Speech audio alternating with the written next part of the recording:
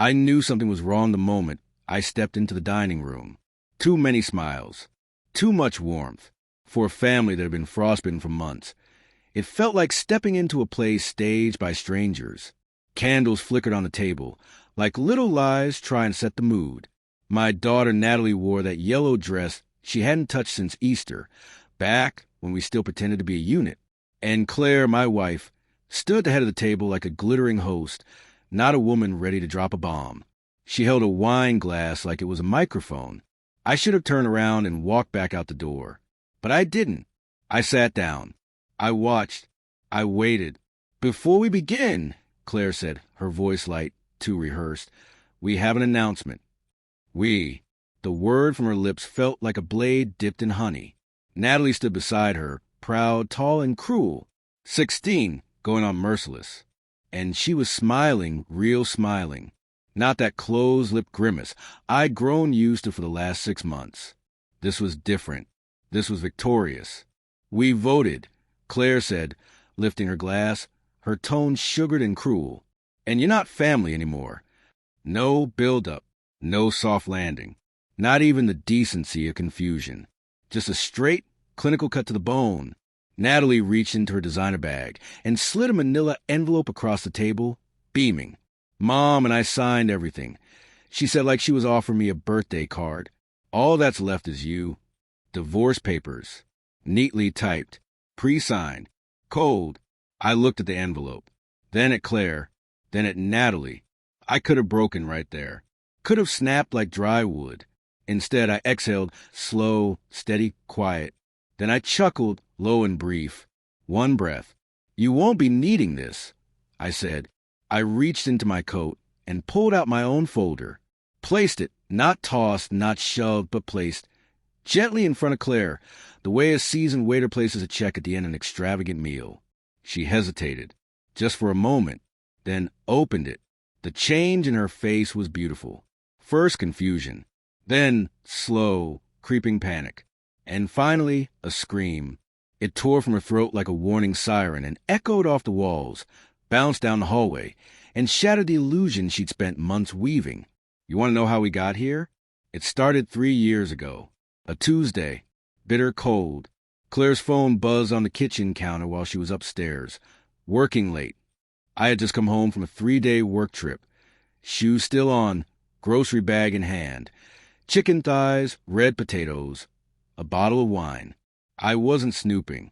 I was tired, but her screen lit up, and I saw the name, Daniel Jim. The message? Asterisk same time tomorrow. Can't stop thinking about last night. Asterisk. I stood there in the doorway, heartbeat in my ears, groceries slowly going under my hand. I didn't say anything. Not that night. Not the next. Not the next. I watched. I listened. And I planned. Because when a man loses everything quietly, he gains 2 things, patience and clarity. Over the next 6 months, I became someone else. I hired a private investigator, not the discount type with a blurry website, a professional, quiet, sharp, surgical.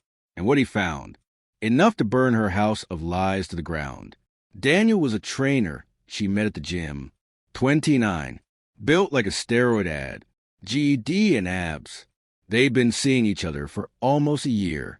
Claire had opened a secret bank account under her maiden name, transferred $38,000 from our joint savings, disguised as home repairs using forged invoices.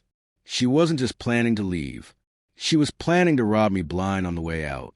And Natalie, my daughter, the one I kissed goodnight, the one I stayed up with during flu season, was texting Daniel, too, mocking me. The old man still hasn't figured it out. They weren't just betraying me. They were laughing while they did it. So I stopped being her husband, stopped being her father. I became something else, a ghost in my own home. But ghosts see everything, and they move through walls. I sold off stock options she didn't know existed, moved the funds into a private trust, bulletproof and sealed. I rewrote my will, changed beneficiaries, removed both of them, gave everything to my sister, someone who'd never once lied to my face. Claire never changed her laptop password. Muffin 21. College nostalgia and idiocy combined. I found everything.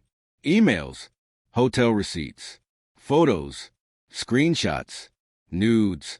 She was careless, arrogant, convinced I was blind. I printed it all, compiled it into a timeline, a strategy. I met with a lawyer, with a financial advisor, with someone from the DA's office. Then I waited. Thanksgiving was her idea. Let's do something as a family, she'd said. Closure, she called it. She thought she was handing me a coffin. She didn't realize she was standing inside it. When she opened my folder, it wasn't just paper. It was fire, evidence, strategy, dates, bank records, screenshots, a notarized copy of the trust, a subpoena naming Daniel as a correspondent in a fault-based divorce for adultery. If filed, she'd lose everything: alimony, the house, her name. Custody, too, if I wanted it. I didn't. I wanted her to watch it all burn. She turned the pages with trembling fingers. Asterisk, I don't... Asterisk, she stammered. Natalie leaned over, trying to read. What is this? I looked at her. It's the truth, I said. Everything your mother never told you. Claire dropped the folder. Pages fluttered across the table, like feathers soaked in gasoline. Natalie picked one up. A screenshot of her own message. Can't wait till he's gone. She turned pale. She shrank. I stood, buttoned my jacket. You tried to erase me, I said. But you forgot. Some of us don't disappear. Some of us take notes. Claire opened her mouth, something desperate forming on her tongue. I didn't wait to hear it. I walked out, left everything. My coat, my car, my name on their lips. I walked down that driveway into the cold November night, lighter than I had felt in years. They wanted a war. I gave them silence. They wanted a clean break. I gave them a mirror. Now, Claire's accounts are frozen. The trust is sealed tight. Daniel? He bolted 2 weeks after the subpoena hit. Said he wasn't built for court. Natalie? She moved in with her grandmother after Claire screamed at her in a CVS parking lot and slapped a bottle of cough syrup out her hand. And me? I sleep deep, dreamless, because I didn't just survive betrayal.